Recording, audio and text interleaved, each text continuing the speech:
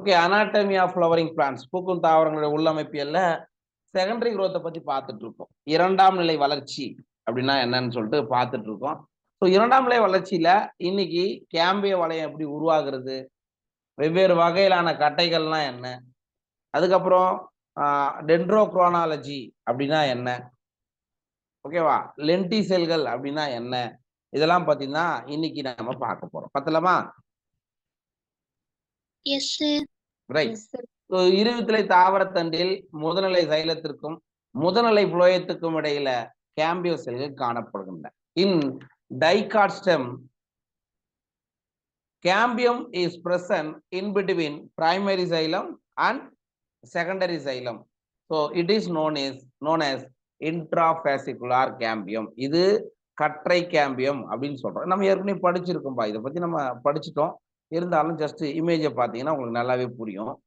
நீங்க டைகாட்டுடைய ஸ்டெம்மோட ஸ்ட்ரக்சர் எடுத்து பாக்குறீங்க, என்ன மாதிரியான வாஸ்குலர் பண்டல் இருக்கும்? டைகாட் இருவித்திலை தாவர தண்டுல எந்த மாதிரியான வாஸ்குலர் கற்றை இருக்கும்?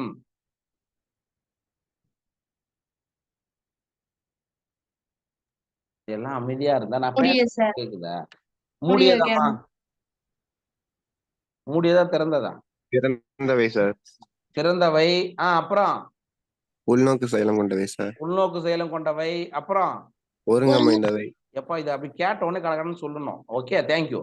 அப்ப சைலத்துக்கும் புளோயத்துக்கும் நடுவுல கேம்பியம் இருக்கும். இது என்ன சைலம்னா பிரைமரி சைலம், இது என்ன புளோயம்னா பிரைமரி புளோயம். ஓகே, இந்த கேம்பியத்துக்கு பேர் என்ன சொல்றாங்க? என்ன கேம்பியம்? S, இன்ட்ராஃபாசிகுலார் cambium. ஏன்னா அந்த வாஸ்குலர் கற்றைக்குள்ளவே இருக்கிறதுனால இது இன்ட்ராஃபாசிகுலார் கேம்பியம்னு சொல்றோம். சரிங்களா? இந்த படத்தை பாருங்க, இது நம்ம ஏற்கனவே சொல்லிட்டோம். அப்ப இந்த இடத்துல இது வந்து இன்ட்ராஃபாசிகுலார் கேம்பியம், இதுவும் இன்ட்ராஃபாசிகுலார் கேம்பியம். சரி, இது ரெண்டுத்துக்கும் நடுவுல இருக்கிறது இன்டர்ஃபாசிகுலார் கேம்பியம் சார். அப்ப இன்ட்ராஃபாசிகுலார் கேம்பியம் பிளஸ் இன்டர்ஃபாசிகுலார் கேம்பியம் எல்லாம் சேர்ந்து அது எதை ஃபார்ம் பண்ணும்? அவ்வளவுதான் ராஜா. அதாவது கற்றை கேம்பியம் கற்றைடை கேம்பியம் இரண்டும் சேர்ந்து நமக்கு உருவாக்குறது தான் என்னது? வாஸ்குலார் கேம்பியம் அப்படின்னு சொல்றோம். இதுக்கு பேரு தான் கேம்பிய வளையம் அப்படின்னு சொல்றோம். இரண்டு பேரும் எல்லாருக்கும் புரிஞ்சிச்சா? இங்க இருந்துதான் சார் இரண்டாம் நிலை வளர்ச்சிக்கு தேவையான இரண்டாம் நிலை சைலம், இரண்டாம் நிலை புளோயம்லாம் தோற்றுவிக்கப்படும். பார்த்துடலாம். ரைட். கற்றை கேம்பியத்தின் அருகில் உள்ள மெடுலரி செல்கள் ஆக்கத்து செல்களாக மாறி கற்றையிடை கேம்பியத்தை உருவாக்கி ஒரு முழுமையான கேம்பிய வளையத்தை உருவாக்குறது. அதாவது இன் பிட்வீன் வாஸ்குலர் பண்டல். இங்க பாருங்க, இது ஒரு வாஸ்குலர் பண்டல், இது ஒரு வாஸ்குலர் பண்டல் பார்த்தோம். இதுக்கு நடுவுல இங்க என்ன செல்கள் இருக்கும்? என்ன கதிர்கள் இருக்குன்னு படிச்சோம்? மெடுலரி கதிர்கள். சார், இந்த கற்றைடை கேம்பியம் அதாவது இன்டர்ஃபாசிகுலார் கேம்பியம் இங்க இருக்கு இல்லையா, இது எங்க இருந்து ஃபார்ம் ஆகுது அப்படின்னா இந்த மெடுலரி ரேஸ் தான் அதை ஃபார்ம் பண்ணுது. சரிங்களா? அதுக்கப்புறம் தான் ஒரு ரிங் ஃபார்ம் ஆகுதுன்னு சொல்றாங்க. சரிங்களா? ஸோ இப்படிதான் ரெண்டும் சேர்ந்து தான் நமக்கு வாஸ்குலர் கேம்பியத்தை ஃபார்ம் பண்ணுது. ரைட். நெக்ஸ்ட் நம்ம பார்க்க போறது ஆக்டிவிட்டி ஆஃப் கேம்பியல் ரிங். சரிங்க, இப்போ வந்து நம்ம கேம்பிய வளையம் உருவாயிடுச்சு. பேசிகுலார் கேம்பியமும் இன்டர்ஃபாசிகுலார் கேம்பியம் சேர்ந்து வாஸ்குலர் கேம்பியம் நமக்கு ஃபார்ம் ஆயிடுச்சு. சார், அந்த கேம்பியம் எப்படி செகண்டரி சைலத்தையும் செகண்டரி புளோயத்தையும் ஃபார்ம் பண்ணுது அப்படின்றத ஆக்டிவிட்டி ஆஃப் கேம்பியல் ரிங்ல பார்க்கலாமா? Right. So due to the activity of cambial ring, new cells are formed inner side as well as outer side. அதாவது இந்த கேம்பிய வளையத்தின் செயல்பாட்டின் காரணமாக கேம்பிய வளையத்துக்கு உள்புறமும் வெளிப்புறமும் புதிய புதிய செல்கள் தோற்றுவிக்கப்படுகின்றன. ரைட்டா? பிற்பகுதியை நோக்கி உட்புற செல்கள் முதிர்ச்சி அடைந்து இரண்டாம் நிலை சைலத்தை தோற்றுவிக்கிறது. அகத்தியன் மைக்க வீட்டுல போடுப்பான். இங்க பாருங்க, இந்த இடத்துல பாருங்க, நமக்கு இது இருக்குல்ல, லைட் எல்லோ கலர் தெரியுதுங்களா? இல்ல இங்க வரணும். இது என்னதுமா இது? Vascular cambium. எஸ், அதாவது கேம்பிய வளையம். கரெக்ட், வாஸ்குலர் கேம்பியம்னு சொல்றோம். இது வந்து பிரைமரி ஸ்ட்ரக்சர், வந்து பிரைமரி growth. தாவரங்கள்ல முதல்நிலை வளர்ச்சியில இந்த மாதிரி தான் இருக்கும். அப்ப முதல்நிலை வளர்ச்சினா இது யாரு? இது சைலமா? இத ஃப்ளோயம்னு சொல்லலாம். ஓகே, அப்ப இது வந்து பிரைமரி சைலம், இது பிரைமரி ஃப்ளோயம். கரெக்ட்டுங்களா? இது முதல்நிலை வளர்ச்சியில. அப்படியே இரண்டாம் during secondary growth of stem, இரண்டாம் நிலை வளர்ச்சியின் போது இதான இந்த கேம்பியம் என்ன பண்ணுது? செகண்டரி சைலத்தை ஃபார்ம் பண்ணுது, இரண்டாம் நிலை சைலத்தை ஃபார்ம் பண்ணுது. அப்ப பிரைமரி சைலம் எங்க வந்துச்சு? அதே மாதிரி மேல இந்த ரெட் கலர்ல இருக்கிறது முதல்நிலை ஃப்ளோயம், செகண்டரி ஃப்ளோயம் மேல உருவாயிடுச்சு. இங்க பாருங்க. அப்ப செகண்டரி ஃப்ளோயம் உருவானதால பிரைமரி ஃப்ளோயம் கொஞ்சம் தள்ளி போச்சா? இப்படி நிகழ்றது தாங்க இரண்டாம் நிலை வளர்ச்சி. இப்படி நடந்தாதான் அதனுடைய மரத்தினுடைய சுற்றளவு அதிகரிக்கும். மரக்கட்டைகளுடைய சுற்றளவு இப்படிதான் அதிகரிக்கும். அப்ப நமக்கு என்ன தேவை அப்படின்னா, கேம்பிய வளையத்தின் செயல்பாட்டின் காரணமாக இரண்டாம் நிலை சைலம் டுவர்ட்ஸ் எந்த சைடு உருவாக்கப்படுகிறது? இன்னர் சைடு, உட்புறத்தை நோக்கியும். இரண்டாம் நிலை ஃப்ளோயம் வெளிப்புறத்தை நோக்கியும் தோற்றுவிக்கப்படுகிறது. இந்த பாயிண்ட்ல யாருக்காவது டவுட் இருக்கா? அவ்வளவுதான். வெளிப்பகுதியை நோக்கிய வெளிப்புற செல்கள் முதிர்ச்சி அடைந்து இரண்டாம் நிலை புளோயத்தை தோற்றுவிக்கிறது. சரியா? அதாவது பெரிபரல் சைடுல இருக்கக்கூடிய செகண்டரி புளோயம் வந்து நல்லா மெச்சூர் ஆகுது அப்படின்னு சொல்றாங்க. பொதுவாக கேம்பியம் வெளிப்புறத்தை விட உட்புறத்தில் மிக அதிகமான செயல்பாட்டை கொண்டது. when compared with the activity, it is more active in inner side compared with outer side அப்படின்னு சொல்லலாம். அப்ப கேம்பிய வளையம் உட்புறத்துல தான் நிறைய வேகமா செயல்படுகிறது அப்படின்னா எது மிக அதிகமாக உருவாக்கப்படும்? இரண்டாம் நிலை சைலம். அப்ப செகண்டரி ஃப்ளோயத்தை கம்பேர் பண்ணும்போது எது ரொம்ப அதிகமா உருவாக்கப்படும்? இரண்டாம் நிலை சைலம். அப்ப அந்த சைலத்தை தான் நம்ம கட்டைன்னு சொல்லுவோம். கேள்விப்பட்டிருக்கீங்களா? சைலத்துல இன்னொரு பேர் வந்து கட்டை. அப்ப அந்த கட்டைத்தன்மை அதிகமாக உருவாகுவதற்கு இந்த இரண்டாம் நிலை சைலம் வந்து நிறைய உருவாக்கி கொண்டே இருக்கணும்னு சொல்றோம். ரைட்டா? இதனால் இரண்டாம் நிலை புளோயத்தை விட இரண்டாம் நிலை சைலம் அதிகமாக உருவாக்கப்படும். Due to this reason, secondary xylem is formed more when compared with secondary phloem. Okay. Next, இரண்டாம் நிலை சைலத்தின் தொடர்ச்சியான உருவாக்கத்தினால் முதல்நிலை மற்றும் இரண்டாம் நிலை phloem படிப்படியாக நசுக்கப்படுகிறது. The primary and secondary phloem gradually crushed due to the continued formation of secondary xylem. இப்ப யோசித்து பாருங்களேன், நமக்கு செகண்டரி சைலம் இங்க இருக்கு, பிரைமரி சைலம் இங்க இருக்கு. அப்ப செகண்டரி சைலம் வந்து ரொம்ப ஆக்டிவா இருக்கு. அப்ப என்ன ஆகும்? கொஞ்சம் கொஞ்சமா பிரைமரி சைலம் கீழே வரும், செகண்டரி சைலம் ஆக்டிவா போயிட்டே இருக்கும். மேல யார் இருக்கா? இங்க யார் இருக்கா? இங்க யார் இருக்கா? சார், இது வந்து ரொம்ப ஆக்டிவா மாற மாற மாற இது என்ன ஆகுது? நசுக்கப்படுகிறது. இதனுடைய அளவு கொஞ்சம் கொஞ்சமாக குறைக்கப்படுகிறது. அப்ப இரண்டாம் நிலை வளர்ச்சி எடுத்தீங்கன்னா எந்த பகுதி தான் மிக அதிகமாக இருக்கும்? இரண்டாம் நிலை சைலமா, இரண்டாம் நிலை புளோயமா? இரண்டாம் நிலை சைலம். சைலம் தான் நீங்க அதிகமா பார்க்க முடியும். Okay, super. இங்க பாத்துக்கப்ப அப்ப இந்த secondary phloem, secondary primary phloem, secondary புளோயம்னா என்ன ஆகும்? கொஞ்சம் கொஞ்சமா குறைக்கப்படும். ஏன்னா இதனுடைய ஆக்டிவிட்டி அதிகம்ன்றதுனால. ரைட். நெக்ஸ்ட் வந்து செகண்டரி மெடுலரி ரேஸ், இரண்டாம் நிலை மெடுலரி கதிர்கள். நமக்கு ஏற்கனவே தெரியும் மெடுலரி ரேஸ் எங்க இருக்கும்? கற்றைகளுக்கு இடையில இருக்கும். சார், சூரியன் secondary growth also secondary medullary கதிர் ஃபார்ம் ஆகுது. அது எப்படின்றத பார்க்கலாம். So secondary medullary rays present in between secondary xylem and secondary phloem. Okay, secondary சைலத்துக்கும் செகண்டரி ஃப்ளோயத்துக்கும் ஆரப்போக்கில் அமைந்த பேரன்கைமா செல்கள் தான் நம்ம செகண்டரி மெடுலரி ரேஸ்னு சொல்றோம். சார், இதோட ரோல் என்ன சார் அப்படின்னா, வாட்டரையும் மினரல் நியூட்ரியன்ஸையும் சரிங்களா? சென்டர்ல இருந்து பெரிபரல் நோக்கி கடத்துவதுதான். நீங்க இந்த படத்தை பாருங்க, சூப்பரா புரியும். இங்க பாருங்க. நமக்கு இது வந்து பிரைமரி ஸ்ட்ரக்சர், கொஞ்சம் சின்ன பகுதி, இது பெரிய பகுதி. இதுல இங்க இருக்கு பாருங்க, உள்ள இருந்து இது வரைக்கும் இது வருதா, இது வருதுங்களா? இதுதான் என்னது? மெடுலரி கதிர்கள். சார், உட்புறத்தில் இருந்து தண்ணிய அதனுடைய ஆரப்போக்குல வெளிப்புறத்தை நோக்கி கடத்துவதுதான் யாரோட வேலை? மெடுலரி கதிர்கள். ஆரப்போக்குல கடத்துவது. சரியா? ரேடியலா. அப்ப உள்ள இந்த மாதிரி உருவாகிறதால உள்ள என்ன ஆயிடும்னா கட்டைத்தன்மையா ஆயிடும்பா. சரிங்களா? அப்ப பிரைமரி சைலம்லாம் பெரிய என்ன ஆயிடும், வர வர கட்டையா மாறிடும். அப்ப தண்ணி வந்து நமக்கு பெரிய பெரிய வித்து இன்க்ரீஸ் ஆகும்போது போகணும் இல்லையா? அதனால அந்த வேலையை செய்யறது தான் யாரு? இரண்டாம் நிலை மெடுலரி கதிர்கள். ரைட், புரிஞ்சுச்சுங்களா? இது எப்படி நமக்கு செகண்டரி growth நடக்குதுன்னு? Yes sir. ரைட். இப்ப next spring wood and autumn would.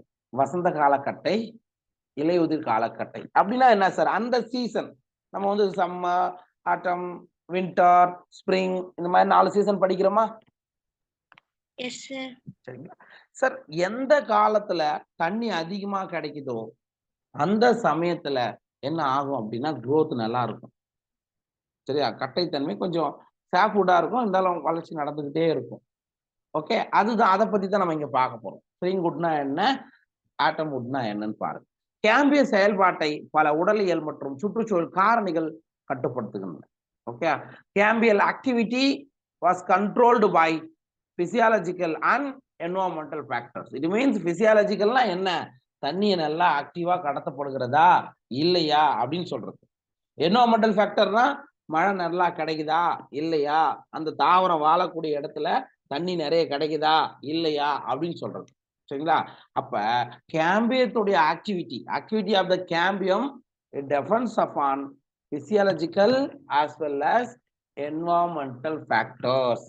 இந்த 2 ஃபேக்டரை அடிப்படையாக கொண்டதுதான் கேம்பியல் ஆக்டிவிட்டி. ஓகே, மித வெப்பமண்டல பகுதிகளில் காலநிலை ஆண்டு முழுவதும் ஒரே சீராக இருப்பது கிடையாது. In temperate regions the climatic condition are not uniform throughout the year. இப்ப ஒண்ணும் இல்லடா ராஜா, இப்ப நம்ம தமிழ்நாட்டுல வருஷம் முழுமைக்கும் ஒரே மாதிரியான சூழல் இருக்கா? No sir. மாறிக்கிட்டு தானே இருக்கு. சரியா? இப்பதான் சம்மர் முடிஞ்சிட்டு ஸ்கூல் ஓபன் பண்ணியிருக்காங்க. ஓகேங்களா? அப்ப சீசன், அடுத்த சீசன் வருது. அப்ப அது மாதிரி இருக்கிறது கிடையாதுன்னு சொல்றாங்க. அப்ப அதுவே வசந்த காலத்துல இந்த spring season cambium is very active and produces large number of ciliary elements having vessels with wider cavities. See, வசந்த காலம்னா நல்ல மழை வந்துரும். சரியா? நிறைய தண்ணி கிடைக்கும். கேம்பியத்தோடைய ஆக்டிவிட்டி வேகமா இருக்கும். அதனால சைலரி எலமெண்ட்ஸ்ல நமக்கு தெரியுமே, ஆஞ்சியோஸ்பம் பிளான்ட்னா எது மிக அதிகமா தண்ணியை மேல் நோக்கி கடத்தும்? சைலம். சைலத்துல எது? சைல குழாய். சைலம் குழாய்கள். ஓகேவா? அப்ப அந்த சைல குழாய்கள்ல நிறைய குழிகளை கொண்டு தண்ணிய வேகமா கடத்தக்கூடிய கெப்பாசிட்டி வசந்த காலத்துல இருக்கும்ன்ற. சரிங்களா? ரைட். அப்ப சார், வசந்த காலத்துல கட்டைனா நான் என்ன சொன்னேன்? இப்பதான் சொன்னேன். கட்டைனா என்னது? சைலம். அப்ப நம்ம ஏற்கனவே சொல்லிட்டோம், செகண்டரி ஃப்ளோயத்தை கம்பேர் பண்ணும்போது பிரைமரி ஃப்ளோயத்தை கம்பேர் பண்ணும்போது எதோட ஆக்டிவிட்டி அதிகமா இருக்கும்? அப்ப சைலம் தான் நமக்கு கட்டையை உருவாக்குது. ஸ்ப்ரிங் சீசன்ல கொஞ்சம் வேகமா நடக்கும். அந்த சமயத்துல உருவாகக்கூடிய கட்டை வசந்த கால கட்டை. சரிங்களா? Spring wood or early wood அப்படின்னு சொல்றோம். வசந்த காலத்துல உருவாகக்கூடிய கட்டை. அப்போ வந்து கேம்பியம் நல்லா ஆக்டிவா இருக்கும். செகண்டரி சைலம்லாம் நிறைய தண்ணியை மேல நோக்கி கடத்தும். அதனால உருவாகக்கூடிய கட்டைய நம்ம என்ன சொல்றோம்? வசந்த கால கட்டை, spring wood or early wood அப்படின்னு சொல்றோம். இந்த படத்தை பாருங்கப்பா. ஆட்டம் சீசன்ல எப்படி இருக்கும், ஸ்ப்ரிங் சீசன்ல எப்படி இருக்கும் அப்படின்றத பாருங்க. இது வந்து நம்ம என்ன சொல்லுவோம்னா ஆண்டு வளையங்கள். கேள்விப்பட்டிருக்கீங்களா தமிழ்ல? Yes sir. Annual ring. இங்க பாருங்க சார், இந்த ஒயிட் கலர்ல இருக்குல்ல, ஒயிட் கலர் இங்க லைட்டா, இது வந்து எப்ப ஃபார்ம் ஆகுறது? ஸ்ப்ரிங் சீசன்ல ஃபார்ம் ஆகுறது. சரியா? அதனால அந்த வுட் என்ன சொல்லலாம்? ஸ்ப்ரிங் வுட்னு சொல்லலாம். சொல்லலாமா? அதுவே இங்க ஒரு ரிங் இருக்குல்ல, கொஞ்சம் டார்க்கா ஒரு ரிங் இருக்கு இல்லையா? இது வந்து எந்த சீசன்ல உருவாகிறது? ஆட்டம் சீசன்ல உருவாகிறது. அப்ப ஆட்டம் வுட்னு சொல்லலாம். சரிங்களா?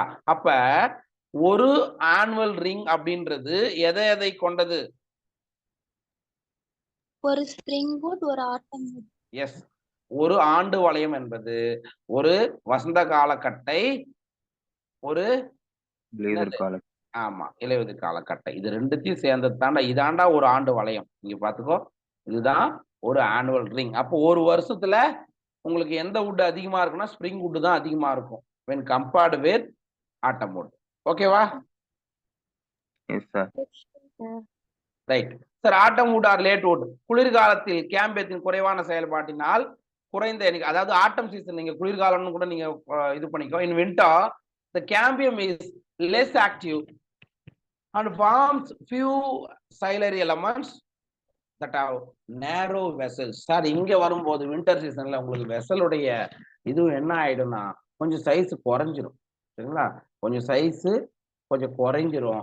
அதனால அதிகப்படியான ஆக்டிவிட்டி இங்க நடக்காது. And this wood is called autumn wood or late wood. சரிங்களா? குளிர்காலத்தில் கேம்பியத்தின் குறைவான செயல்பாட்டினால் குறைந்த எண்ணிக்கையிலான குறுகிய சைல குழாய்கள் தோற்றுவிக்கப்படுகின்றன. சரியா? இந்த மாதிரி இந்த டைம்ல உருவாகக்கூடிய கட்டையை நாம என்ன சொல்றோம்னா ஆட்டம் வுட் ஆர் லேட் வுட் அப்படின்னு சொல்றோம். ஓகேவா? ரெண்டு வுட்டும் புரிஞ்சுச்சா? S sir. ரைட். வசந்த காலக்கட்டை குறைவான நிறம் மற்றும் குறைவான அடர்த்தி, இலையுதிர் காலக்கட்டை கருமையான நிறம் மற்றும் அதிகமான அடர்த்தி உடையது. ஸ்ப்ரிங் வுட் வந்து லைட்டர் கலர், லோ டென்சிட்டி, அடர்த்தி கம்மியா தான் இருக்கும். ஈஸியா கொஞ்சம் நீங்க உடைச்சினா கூட உடையிற மாதிரி இருக்கும். பட் இது autumn wood darker colour and high density, கருப்பு கலர்ல இருக்கும் அப்படின்னு சொல்றோம். ஸோ அப்ப இந்த spring wood plus autumn wood is equal to annual ring. வசந்த கால கட்டையும் இலையுதிர் கால கட்டையும் சேர்ந்ததுதான் ஆண்டு வளையம் அப்படின்னு சொல்றோம். ஆனுவல் ரிங் அப்படின்றது 1 இயர்ல, ஒரு ஆண்டுல தாவரங்கள்ல நிகழக்கூடிய வளர்ச்சியை குறிப்பதுதான் இந்த ஆண்டு வளையம் அப்படின்னு நம்ம சொல்றோம். ஓகே. ஸோ டென்ட்ரோக்ரோனாலஜி அப்படின்னா என்னன்னா பேஸ்ட் ஆன் ஆனுவல் ரிங். சரிங்களா? Based on annual ring. Annual ரிங்கினோட அடிப்படையில அந்த மரத்தினுடைய வயதை கண்டுபிடிக்கக்கூடிய முறைக்கு பேரு தான் டென்ட்ரோக்ரோனாலஜி அப்படின்னு சொல்றோம். புரியுதுங்களா? இங்க பாத்துக்கப்பா, நீங்க பெரிய பெரிய மரங்களை வெட்டினாங்கன்னா நீங்க போய் பாருங்க, அதனுடைய அந்த வால் பட்டறன்னு சொல்லுவாங்க, அந்த மரங்களை வெட்டி பலகை செய்யற இடத்துல போய் பாத்தீங்கன்னா பெரிய வுட்ல பாத்தீங்கன்னா இந்த மாதிரி தான் இருக்கும். ஒரு ஆட்டம் வுட், ஒரு ஸ்ப்ரிங் வுட். சரிங்களா? இந்த மாதிரி ஒரு டார்க் ஒரு லைட் பேண்ட் ரெண்டும் சேர்ந்தா தான் ஒரு ஆனுவல் ரிங். அப்ப இது அப்படியே எண்ணி ஃபார் எக்ஸாம்பிள் ஒரு 50 இது இருக்குன்னு வச்சுக்கோ. இந்த பிளாக் மட்டும் நீங்க கவுண்ட் பண்ணிக்கங்க, ஏன்னா லைட்ன்றது அதையும் சேர்ந்தது தான். ஒரு 50 இருக்குன்னா இந்த மரத்தோட வயது என்ன? 50 சார். 50 வருஷம். சரிங்களா? ரைட். நெக்ஸ்ட் நம்ம பார்க்க போறது ஹார்ட் வுட் அண்ட் சாப் வுட். வைரம் பாஞ்ச கட்டை கேள்விப்படுகிறீங்களா? வைரக்கட்டை என்ன கலர்ல இருக்கும் தெரியுமா? ஹார்ட் வுட் கருப்பு கலர்ல இருக்கும். சரியா? இந்த வேலி காத்தா மரம் நம்ம ஊர் பக்கத்துலாம் இருக்கும், கருவேல மரம் பாத்துக்கிறீங்களா?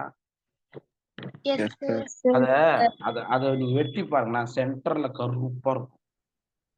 இனிமேட்டு பாருங்க, சின்னதா இல்ல, கொஞ்சம் மெச்சூர் ஆன பிளான்ட். விறகுக்காக நம்ம வீட்டுல பயன்படுத்துவோம். முன்னாடி பயன்படுத்துவோம், இப்ப எல்லாம் கேஸ் ஆகி போச்சு, என்ன பண்றது? நீங்க அதுல எடுத்து பாருங்க, டார்க்கா இருக்கும், அது வைரக்கட்டை. சரியா?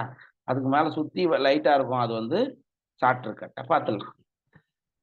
In older trees, secondary xylem is dark brown due to the deposition of organic compounds like tannins, resins, oil, gums, and aromatic substances, and essential oils in the central or innermost layer of the stem. பழமையான மரங்கள் எடுத்து பார்த்தீங்கன்னா தண்டினுடைய மையப்பகுதியிலும் plus உள்ளடுக்கு means அந்த secondary சைலத்திலையும் என்னென்னலாம் இருக்கும் அப்படின்னா tannin, resin, எண்ணெய், கோந்து கம்மு, ஒரு சில அரோமேட்டிக் காம்போனன்ட்ஸ், இதெல்லாம் என்ன ஆகும்? படிகிறதுனால அந்த இது என்ன ஆயிடுது? டார்க்கா மாறிடுது அப்படின்னு சொல்றாங்க. சரிங்களா? இங்க பாருங்க, இது வந்து உங்களுக்காக காமிச்சிருக்கோம். ஹார்ட்வுட்னா என்ன, ஹார்ட்வுட்னா இதை கம்பேர் பண்ணும்போது இது உங்களுக்கு இதான் ஹார்ட்வுட். இந்த ரவுண்ட் வந்து தான் ஹார்ட்வுட். அண்ட் இங்க இருக்கிறது சாப்வுட். சரிங்களா? இது எல்லாமே உட்டுனாவே அது சைலம் தான் அப்படின்னு ஒரு கொஸ்டினே வரும், பார்த்துக்கணும். ஸோ இது போன்ற பொருட்கள் படிவதனால் கட்டையை கடினமாகவும் நீண்ட காலம் நிலைத்து நிற்கக்கூடியதாகவும் வைக்கிறது. Sir, hard, durable and resistant to the attack of micro organism and insect. Sir, அப்போ இந்த டேனின், ரெசின், அரோமேட்டிக் சப்ஸ்டன்ஸ் இதெல்லாம் படிக்கிறதுனால உங்களுக்கு டார்க் கலரா மாறிடுது.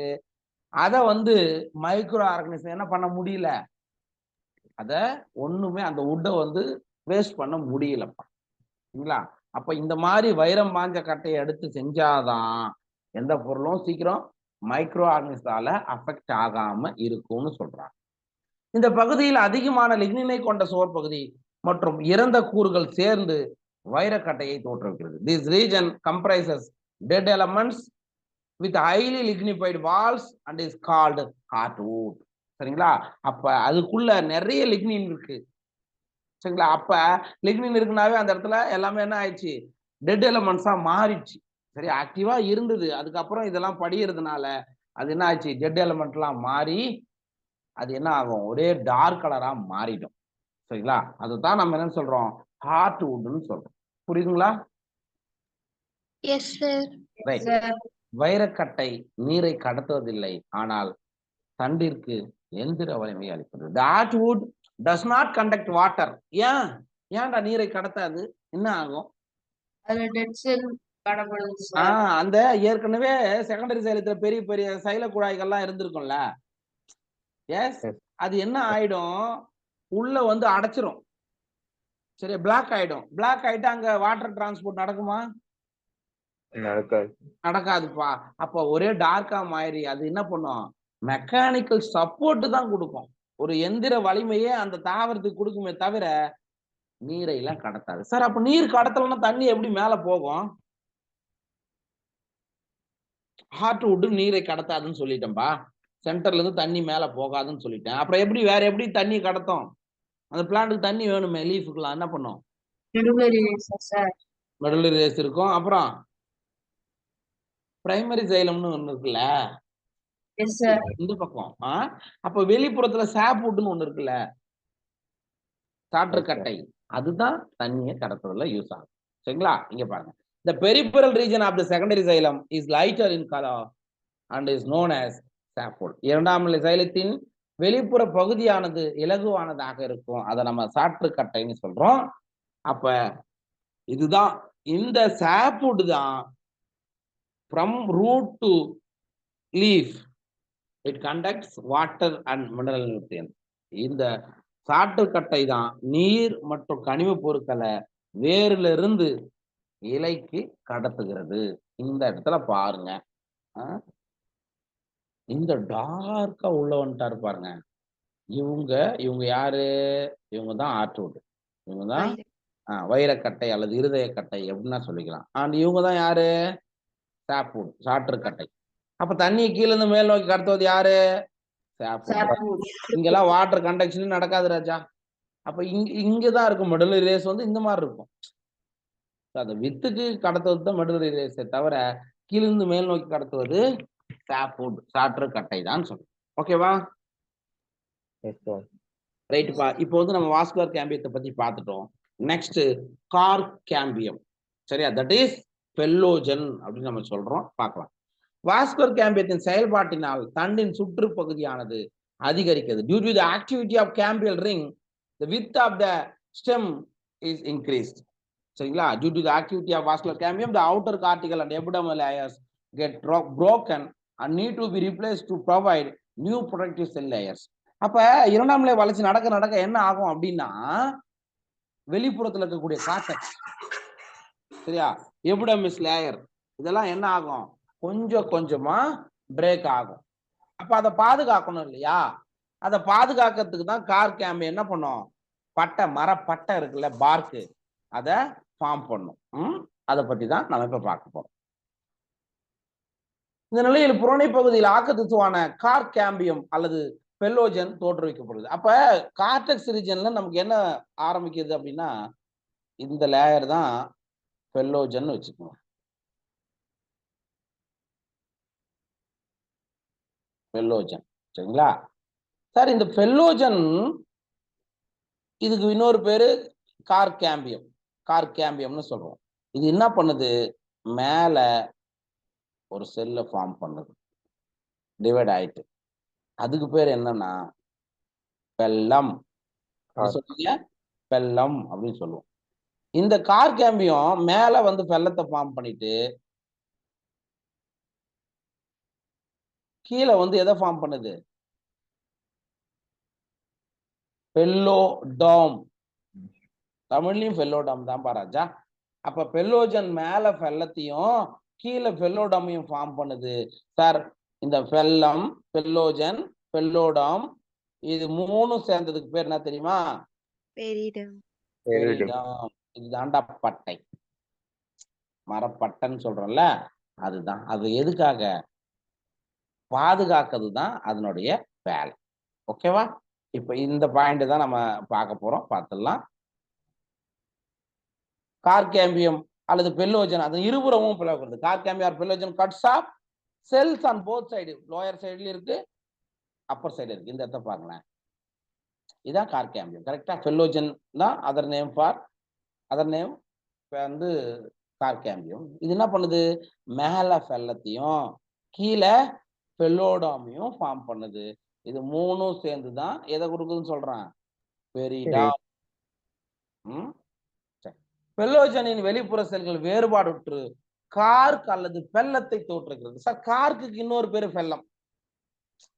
Garg also known as phellem, அல்லது பெல்லத்துக்கு இன்னொரு பேரு கார்க் அப்படின்னு ஞாபகம் வச்சுங்க. பெல்லோஜன்னா கார்கேம்பியம், பெல்லம்னா கார்க். அப்ப அது வந்து மேல வெளிப்புறத்துல தோற்றுவிக்கிறது.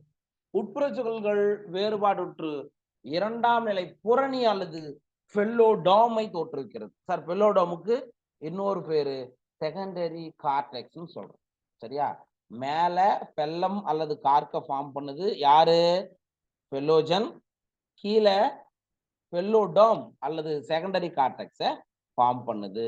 இதுதான் எதனுடைய ஆக்டிவிட்டி, கார்கேம்பியத்தினுடைய. இங்க பாத்துக்க வேணும்னா இப்படிதான் இருக்கும். பெரிய மரங்கள்லாம் நீங்க எடுத்து பாத்தீங்கன்னா இதான் பெல்லோஜன். சரியா? இங்க வர்றது பெல்லம், அதாவது கார்க்கு தான் நம்ம என்ன சொல்றோம், பெல்லம்னு சொல்றோம். கீழே இருக்கிறது தான் பெல்லோடாம். நமக்கு வந்துரும் ஒரு மரப்பட்டைய ஃபார்ம் ஆயிடும். கார்க் செல்கள் அல்லது பெல்லத்தில் சூப்பரின் படிந்து காணப்படுவதால் நீரை உட்புக அனுமதிப்பதில்லை. Due to deposition of suberin அந்த cork or phellem, it do not allow water to enter inside. சரிங்களா? அப்ப சார், பெல்லத்துல சூப்பரின், ஏற்கனவே சூப்பரின் எங்கேயோ ஒன்று படிச்சோமேப்பா, எங்க படிச்சோம்? காஸ்பேரின் பட்டைகள் சார். Very good. காஸ்பரின் பட்டைகள்ல சூப்பரின் இருக்கிறதுனால தண்ணியை உள்ள அனுமதிப்பதில்லை அப்படின்னு சொல்லிட்டு படிச்சோம் இல்லைங்களா?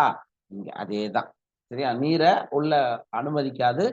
இரண்டாம் நிலை புரணி அல்லது பெல்லோடம் பேரன் கைமாவால் ஆனது. உள்ள இருக்கு பாரு, எப்பவுமே செகண்டரி கார்டெக்ஸ்னு எடுத்துக்கிட்டாவே அது என்னதான், பேரன் கைமாவால் ஆக்கப்பட்டதாகத்தான் இருக்கும். இங்க பாத்துக்கப்பா, ஆர்ட்வுட்னா என்ன, இது வந்து ஃபுல்லா கொடுத்துருக்கோம். இப்ப பாரு, இந்த கவனி, இங்க இருக்கிறது ஆர்ட்வுட், இங்க இருக்கிறது சாப்வுட், அதாவது சாற்றுக்கட்டை.